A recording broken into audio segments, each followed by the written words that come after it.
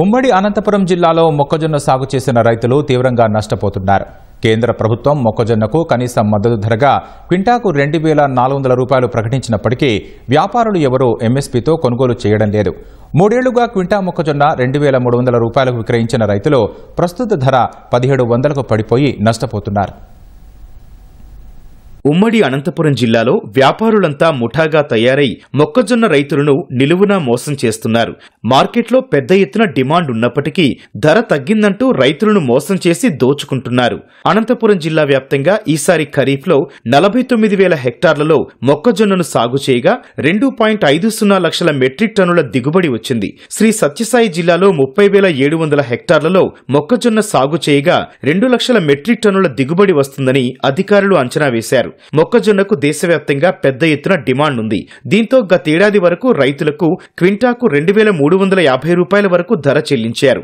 గతేడాది ధర ఆశాజనకంగా ఉండటంతో ఉమ్మడి అనంతపురం జిల్లాల రైతులు ఈసారి ఖరీఫ్లో మొక్కజొన్నను ఎక్కువగా సాగు చేశారు. అయితే పతనమైన ధరలు అన్నదాతను కంటతడి పెట్టిస్తున్నాయి. 13 ఎకరాలు మొక్కజొన్న వేసినాను.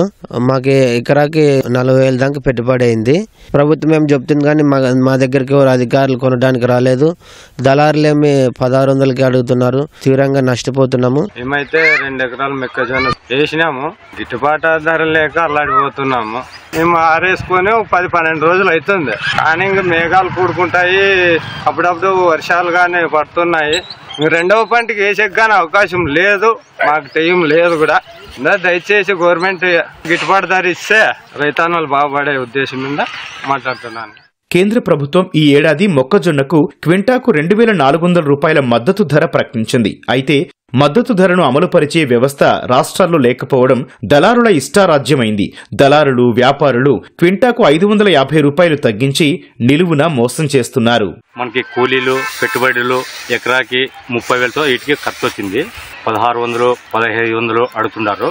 మనకి ఈ రేటుకి ఇస్తే మనకి ఏమి గిట్టుబాటు ధర కాదు. గవర్నమెంట్ రేటు మనకి 2,200, 300 అట్లా వేసిస్తే మనకి ఇంత అంతా మిగులుతుంది. లేకపోతే మనకి ఆటాటికి సరిపోయేకి అవకాశం ఉంది. గవర్నమెంట్ చర్య చేసుకుని యాదోటి సర్చ్ చేయగలరు. మొక్కజొన్నలో మోడల్ అవుతుండవు, ఆరేసుకునేకి ఏమీ లేదు. దళాలని క్యాటరింగ్ అడుగుతుంటారు. ఇట్లనే 1,700 కడుతున్నారు. గిట్టుబాటు ధర లేదు మాకు. గవర్నమెంట్ 2,400 చెప్పింది, అది రావాలంటారు ఎవరు. మరి మా పరిస్థితి ఎట్లా ఏం కదా, ఇది మారేసేకి సరిపోయింది. ఇట్లా మొక్కజొన్నలో 1750 అడుగుతున్నారు.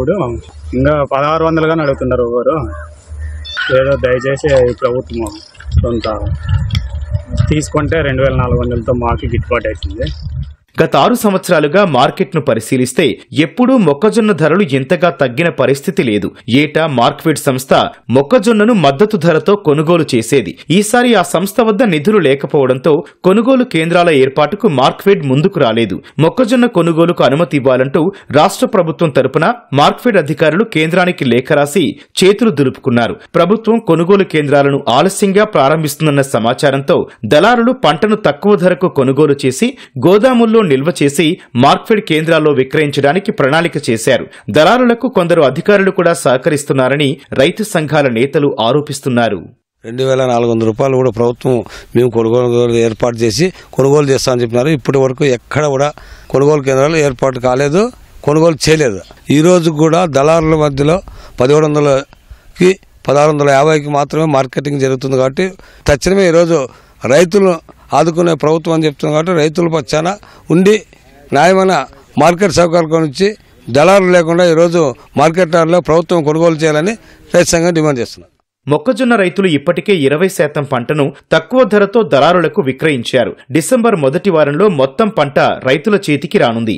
ఈలోపు మార్క్ఫెడ్ కొనుగోలు కేంద్రాలు ఏర్పాటు చేయకపోతే రైతులు తీవ్రంగా నష్టపోతారని సంఘాల నేతలు చెబుతున్నారు.